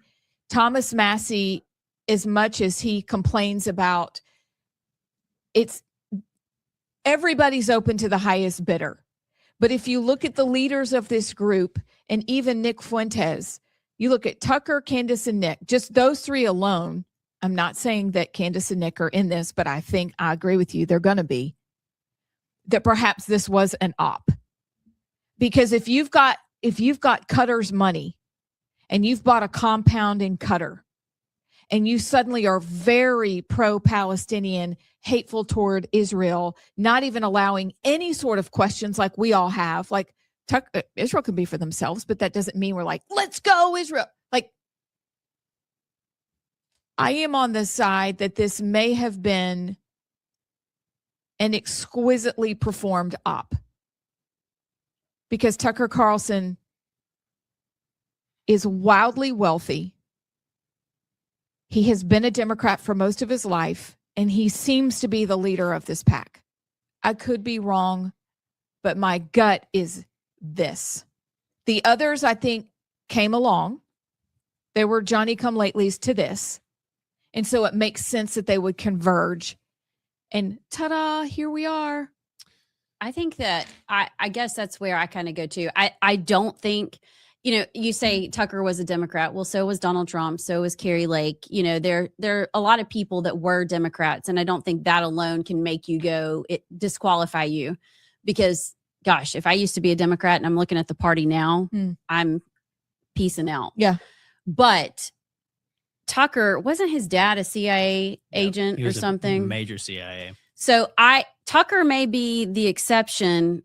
I don't know. I mean, 1819 News brought him in to speak. We went to that event. We heard him speak. He talked about his faith journey. He talked about, so there are people that we have trusted that we fight alongside that look at him and thought it was genuine at least. Mm-hmm. And I kind of fall on, I don't think they started out like this, but I think these foreign governments, I think people saw a weakening bond between them and Donald Trump and MAGA and the Republican Party, and they capitalized on that. Mm-hmm. And now we have everybody sitting around in their fancy lodge with their deer heads and their antlers, saying how they're going to become the America First everyman. And I think look, we've watched races in Alabama, and especially this past Senate race. Money really controls the outcome. And money can push propaganda, and it can push, I'm not saying anything. I think Barry Moore is a great congressman, and he will be a great senator as well. But with the money that is flowing in and that they are going to have access to, the propaganda is going to be off the charts. And I think they will be able to cause a stir. Now, let me say that a Democrat with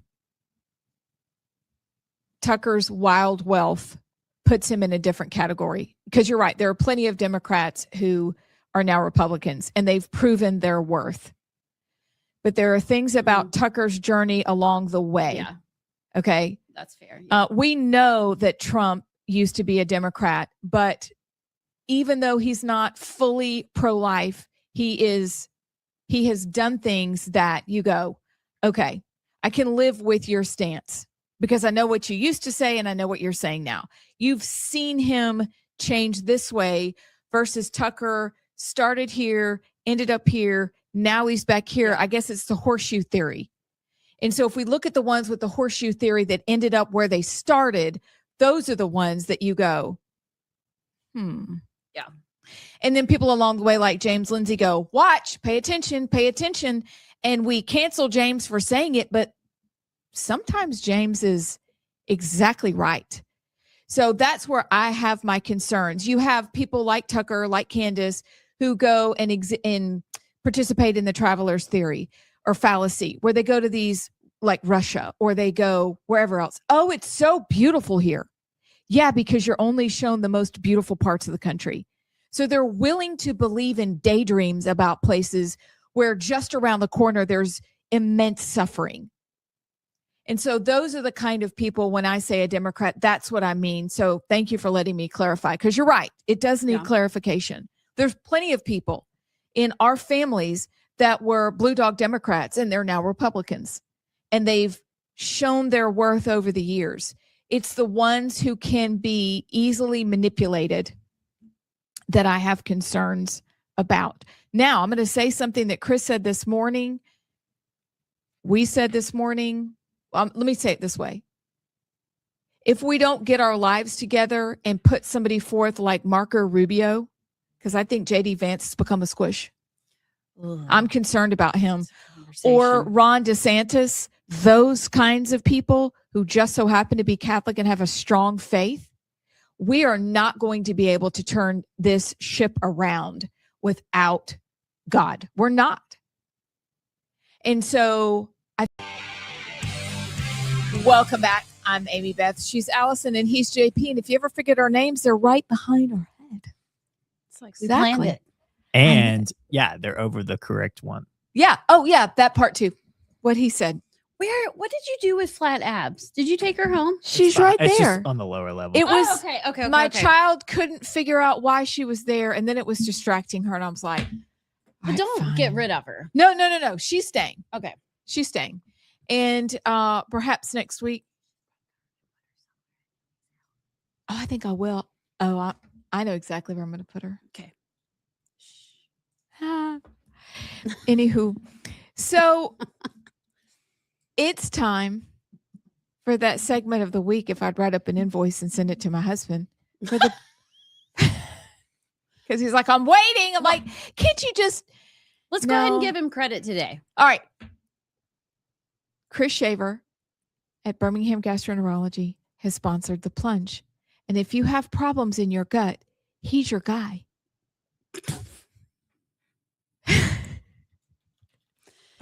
I think this is so appropriate. Hit it, JP. Wait, okay, before I do, we haven't heard about the parasite of the scupsia of the fufu in a while. Is it still going around? Because that determines if I still do a double flush or not. Well, the scupsia of the fufu is still going around. And his podcast called The Flush, they took on that topic and they must have said explosive diarrhea 27 times. Okay. So with that being the case, then that means it's time for the plunge.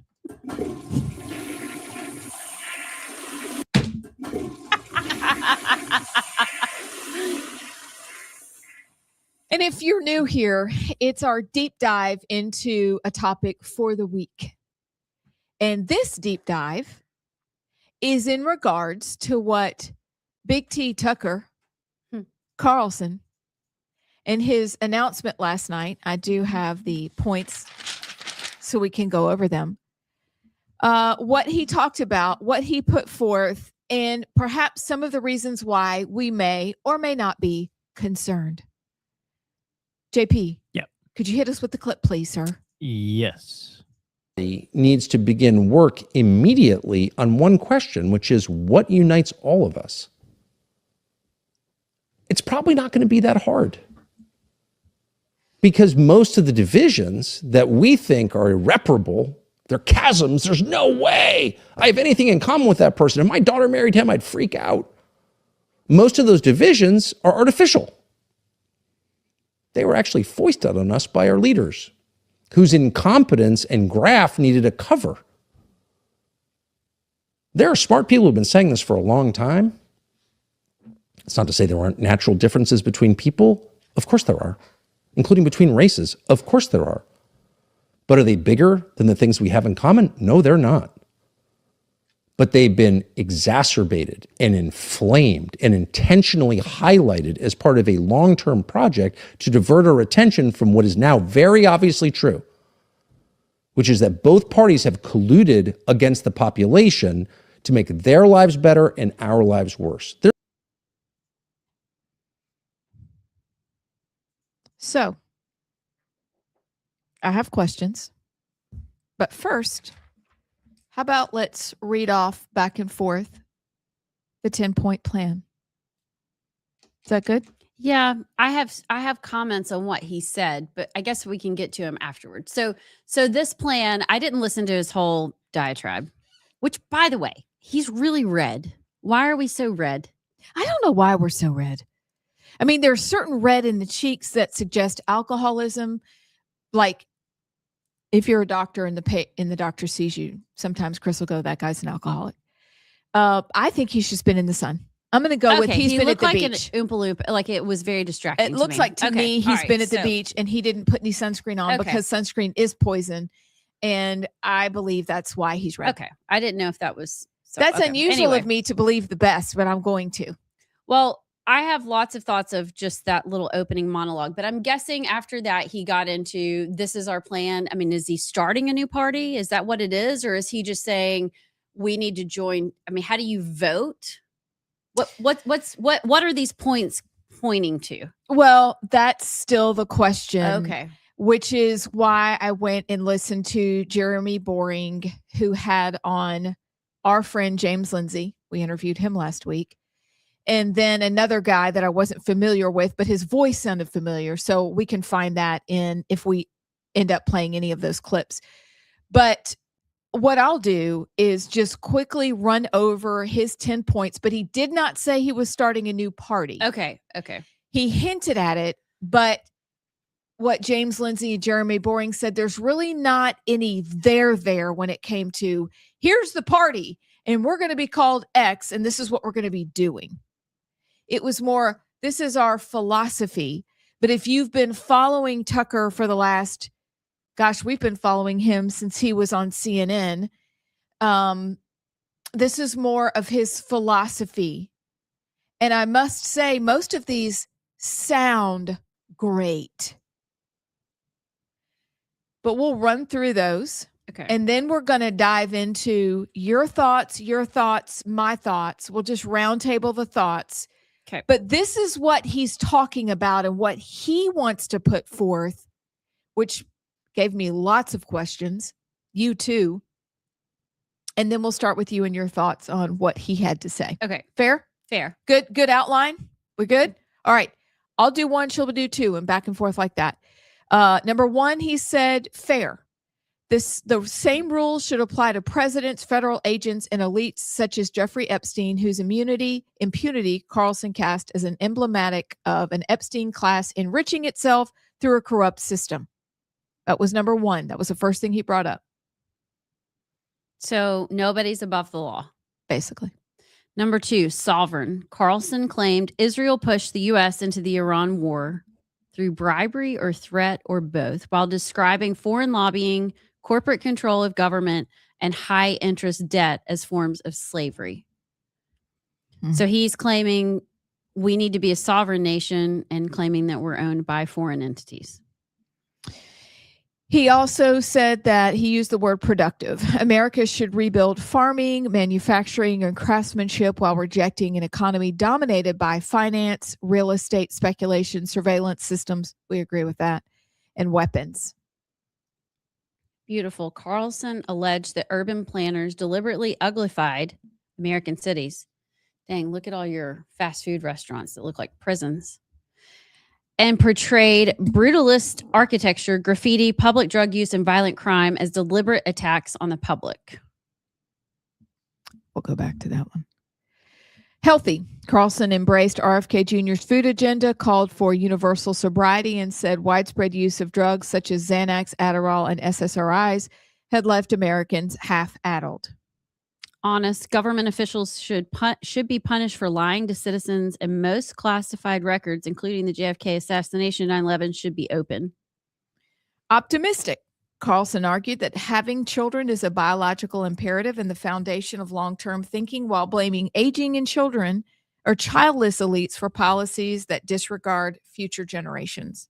Wise, schools should teach how the physical world actually works and what he called unchanging facts about human nature, including innate differences between men and women, rather than credentials, screens, and technological fads. Decent. The U.S. should apologize and pay restitution for killing non-combatants, reverse Trump's Department of War rebrand, and stop funding allies that commit what Carlson called genocide, citing Israel. United, Carlson called for halting immigration until the effects of AI become clearer. That's weird. That's a non sequitur in my head. Anyway, ending benefits for undocumented immigrants and making English the sole language of federal documents and ballots. Okay, so that's what he said. Oh, that's a lot. That's a lot. Let's circle back, though, to the comments that he said where we all wondered, why is he so red? Can we watch that one more time? Because I think now, having read that, like I said, I purposely didn't read through it, but I want to go back and listen to what he says at the beginning. Okay, so the whole clip's a minute 40. I don't know if we just want to watch the whole thing or not, but Did we watch the whole thing last time? no, I stopped about halfway through. Okay, you just wanna do watch? that. Just play the whole thing. Okay. Yeah. He needs to begin work immediately on one question, which is what unites all of us. It's probably not going to be that hard, because most of the divisions that we think are irreparable, they're chasms. There's no way I have anything in common with that person. If my daughter married him, I'd freak out. Most of those divisions are artificial. They were actually foisted on us by our leaders, whose incompetence and graft needed a cover. There are smart people who've been saying this for a long time. It's not to say there aren't natural differences between people. Of course there are, including between races. Of course there are. But are they bigger than the things we have in common? No, they're not. But they've been exacerbated and inflamed and intentionally highlighted as part of a long-term project to divert our attention from what is now very obviously true, which is that both parties have colluded against the population to make their lives better and our lives worse. There's kind of no arguing that that's a fact at this point. And unfortunately, they have been extremely successful. So if you're going to fix it and rebuild this country and turn it into a place that the grandchildren you hopefully will have can inherit and thrive, you're going to need to do something about the pressing question of American identity. What does it mean to be an American? But it's fixable. You just have to try. And we will be trying. And we'll tell you as we continue to do that. Thoughts? So many. My first thought is this is the ultimate in what the professionals call projection, in my opinion. Up top. I really can go down this line and say these 10 points and say, yeah, I mean, I agree with most of those points. But what he's accusing them of is exactly what they have been doing for the past 2 years. So you kind of lose your authority when you're such a hypocrite. Like if you want to do this, do it. But don't claim the moral high ground when you have been one of the most divisive people out there. It's bizarre to me. And then I wrote down, okay, he's talking about what unites us all. I guess he's talking about these 10 things. Are these the 10 things that should unite us all? Basically. He said all the chasms between the people. Who exactly are the people?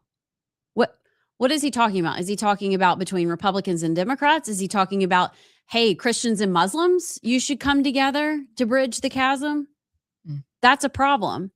It reminded me of social emotional learning in schools where, they are teaching, put others before yourself. That sounds great. But do you know what that means in SEL? It means acknowledging that boy that wants to go in your girl's bathroom. You put their feelings before yours and you say, yeah, I know you're a boy, but you come on into my locker room. So all of this is just like a weird word salad that I can't say on its face is wrong or that I haven't had these same thoughts. But I guess that's what Jeremy and James Lindsay and them were saying. There's no grit there. There's no there. There's really no solution. It's just a bunch of talking and it's very fluffy. 100% yes. It sounds so good, but they doused it up from the salad bar with the good ranch. And so you're eating it going, oh yeah, this is yummy. And then they bring in a Sister Schubert's roll and you're like, yeah, this is great. And then they add in some sweet tea and you think, I am having a meal. Sounds really good. Doesn't it sound good? And then it's lettuce covered in explosive diarrhea parasites. I mean, that's it. So I have a question. Yes, ma'am. Does it matter what somebody believes in? Does their philosophy matter? Like when we were talking about Abdul El-Sayed, we talked about him, didn't we, and what he believes. And so that's one of the things that Jeremy Boring, but specifically through James Lindsay, got to, is this sounds great, but what does Tucker actually believe in? And so they pointed out some of the people that he's had on his podcast, like this Alexander Dugin. He interviewed him when he was in Russia. And Tucker loves him. And James Lindsay talked about this idea that Tucker's pulling in this word salad from both the left and the right. And this is forming this mondialism, this globalism kind of situation, where they believe if you'll only just come with them, ignore the hypocrisy, just come with them to their new party, they're going to pull from the best of the left and the right, more of the conservative ideologies on the right and some socialized ideas on the left, basically socialism, trust them. And so what it ends up being is this globalist, multipolarity group of people that they believe with their uniparty. Look at Russia. Russia's doing it really well. These governments will come together and will share the power. They have this unbelievably delusionary idea about who they are and where they're going. But the philosophy that's underpinning it is from Alexander Dugin. Go look him up. Read some of the work that he's written. But it's this globalist agenda. And remember, Tucker was a Democrat until 2020. But who else and what kind of camp does he fall in? The Bushes. And it's this Republican global idea that failed. But if you dig right into it, it's pulling the Republicans who worship Trump, I'm sorry, maybe you didn't worship Trump. You worship the idea of MAGA, and it's failed. And so he's pulling from the people who are like, this is a failure. There's no hope. Come with us. But if you dig into the come with us, this is what we believe in. It's pillars of the left and the right. Exactly what Sinclair said. It's SEL. His theory is based, according to James Lindsay, It's critical race. It's critical theory. It's very liberal. It is not conservative, but it is come with us, trust us. We're the experts. We can see what no one else can. We know, we have insight. Trust us. So somebody's still going to rule, and it's going to be Tucker and his cronies, and it's not really going to be of the people, because the one thing that Jeremy and James Lindsay pointed out is in his talk, he did not mention the values of liberty or freedom. He just talked about this group and ideas that sounded good. But they dug in, and I'm halfway through, and I highly recommend Jeremy Boring's podcast from last night. It's 2 hours, the three of them going round and round. But the end goal is weird. And that's where I am, and I need to fully understand it. But there's this idea that the end of the world is coming, and they want to be the ones to control how it ends. It's really weird. Dig into that. Literally, it's halfway through. But it's Russia and it's Islam. Notice how lately he's come around to the Muslims aren't that bad. And he loves Russia. This is Alexander Dugin. And these two groups are coming together to join against the Jewish Antichrist. That's what they're trying to control in the end. It's weird. This sounds great. But dig into it, and it makes no sense unless you want to be a part of another party that you're in charge of while criticizing everybody else for being in charge of other things.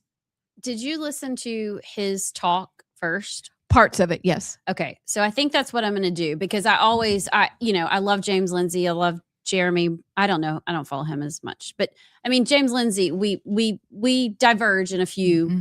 So I want to go listen to Tucker so that I have his actual words, then go listen to that, because I think this is actually going to turn into a bigger deal than we know. Yes.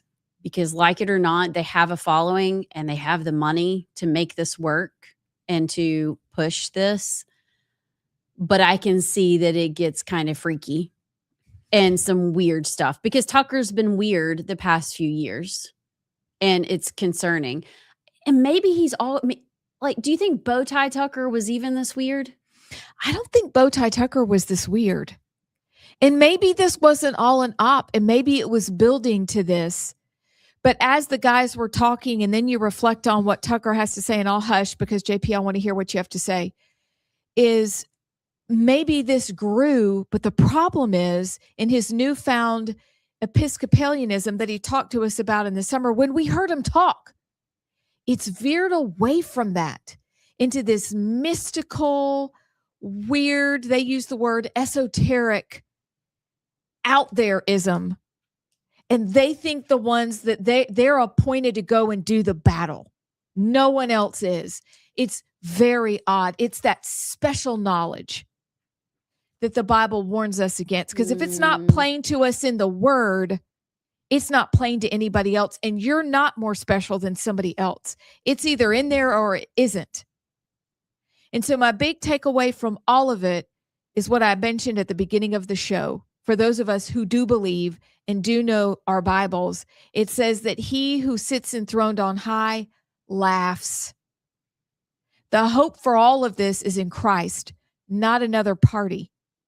Yeah, we got a lot of work to do, and these sound good. But our hope is not in turning to another man away from another man. It's in Christ.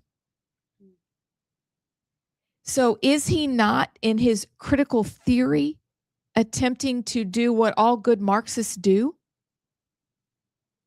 and have power for themselves, and you just follow them and hush up because they're the ones who know better? He's a giant hypocrite. Yeah. And as you're talking, I'm wondering the whole, we were all, again, Republicans are so bad or good, or however you want to phrase it, to latch on to any figure that will actually mention the name Jesus or say Jesus Christ, or that Sydney Sweeney, she must be a Republican because she put on tight jeans. Anyway, thinking about his language, and he even talked about when we heard him speak, that I never heard the word Jesus. And so we're all he's hooking us in as believers. He says he's on this faith journey, but isn't that the perfect setup to kind of, what does Marx say? We in communism, we have to squash all religion because that gives the people hope outside of whatever movement. So Tucker brings in all these Christians who think they're on the same page as him. And then, literally almost after he spoke here in Birmingham is when he went, "Arr!" And you're like, wait, what? So that makes sense. And thinking back to that might have actually been strategic. And it's really hard because who doesn't like Tucker? But something happened. There's a podcast with Jeremy Boring before that with Rod Dreher who talks about Tucker. That's also an interesting podcast to listen to. I've just come lately to listening to and paying attention to Jeremy Boring. I'm obviously not going to agree with everything he says, but very interesting to kind of help shape the thoughts toward what's happening here with Tucker and this whole new party. Very, very interesting. So, JP, what do you think? I've been sitting here trying to untie the knot in my head of where, I have a lot of thoughts and feelings about what he said. I've never seen JP close his eyes to think before. I know. I've done it today too. JP. But keep going. Close your eyes. I guess I've just been trying to form it all into what I believe. And I agree with everything y'all are saying. I think this is a yes and. Whenever I heard you read the 10 points, it's like we're on a road trip and we're headed to a destination and we're on the same page, yeah. And then that means I need to take a left turn right here. It's like, no, we got about 10 more miles until our exit. Almost. It's like Tucker's almost, but I think his conclusion is not correct. And my first thought when I saw the video we played was, the people that say the right and the left is a fake divide by the elitists is total bullcrap. It's not true. I'm not saying that there isn't a uniparty, but to try and say the uniparty is really puppeteering and we all just really agree, but we just did, that's not true. I used to maybe think that we all wanted the same thing, just different destinations. That's not true. There's a communist, Marxist, anti-human, transhumanist, pro-abortion, anti-Christian, which is really the fundamental part of it all, group of America that fundamentally just disagrees with what we agree or what we believe. And that is true amongst the modern left. And what I heard Tucker talk, and I heard the conclusion I've landed on is that Tucker's foundation is really not Christ from his belief system. I think he likes the idea of Jesus. He likes the idea of Christianity and the idea of Christ, but it's not his fundamental red line. I think his fundamental red line has become Israel. His fundamental red line has become his ideas that spurt from that, like the Epstein and those, which I would agree with. I would agree with what he's saying, but that's not the red line. My red line is Christianity first, and then it's Americanism, it's capitalism, it's strong borders. It's all the things that make America great because of Christ. But I think Tucker is willing to unite in his head with the Shank Uyghurs, the others of the left. We also disagree on Israel, so we are on the same team. The enemy of my enemy is my friend, right? No, because they believe in everything against America. They believe in Islam invading America. They believe in, but Tucker is compromising on that because he thinks that against Israel is, that's what really matters. Because the right and left divide was puppeteered by Netanyahu. Like that's, yeah, I'm straw manning, but that's ultimately what he believes. And that's why he's uniting. So I think that's where we diverge from. We may agree with all the same things, but Tucker's red line is not Christ, because he's wanting to unite with non-Christians because he thinks that, well, that's what really matters is sovereignty from Israel. No, we can both maybe agree. The right and the left, we can disagree, or we can agree that the war in Iran is not great. We can agree that our relationship with the nation state of Israel should be fixed, but we're not going to unite. because foundationally we still disagree. Does that make sense? He's uniting with non-Christians because he thinks the red line is not Christianity, it's something else. And I'll just say this too, because I know the show's ending, but that this is also how we lose, because we just want to hold hands and sing Kumbaya around the fire. We all really agree. Yeah, get run over by the communists because they're not uniting with us.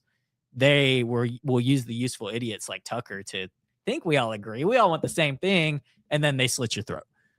We have to be on guard. Like, we may agree on this, but we are not friends. We fundamentally disagree, and we're trying to beat you. So I think what Tucker is doing will ultimately, it's naive. It's ultimately why we will lose too, because we're not on the same team. It's almost like, okay, I'm going to describe a religion. They believe in Jesus.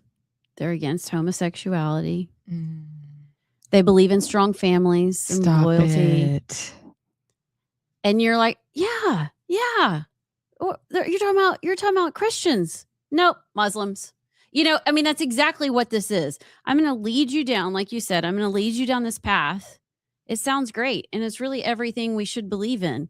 And then I'm going to pull the rug out from underneath you. And you're basically going to be a Russian Muslim communist. Islamo-communist. But he is preying upon our naivety and really abusing the relationships that he's built with the American public and, well, globally as well. It's very disturbing. And the cornerstone with Joe Kent and MTG and Tucker has all been the war in Iran. So if we all don't like war, then we're all on the same team. No, it's just naive. And I actually will, maybe y'all think it's malicious. I guess I'm going to give him the benefit of the doubt. It's just his sort of like his traveler's fallacy. He is got money coming out of his ears. Maybe he just genuinely is not, because we're in the mud with the actual communists and he's sitting in Maine kind of oblivious to it. So maybe it is naivete, maybe not. He's the eccentric old rich guy. Yeah. But doing crazy things, allowing men, giving them permission not to stay and fight, but to just cut and run and let's go try this over here. Oops, but we all end up at camp in the end anyway. I got a question. Yes, ma'am. I know we're about to end the show, but who of that group at that table wakes up first and goes, oh, Schlitz beer? I'd say MTG. I agree. I was going to say that. Really? Yes. Yeah. Because Thomas Massey, is he married now or? He is married. Okay, good. I think MTG. I think that's who wakes up first. But I don't know. That's a great question. Is that who y'all are most upset about seeing at that table?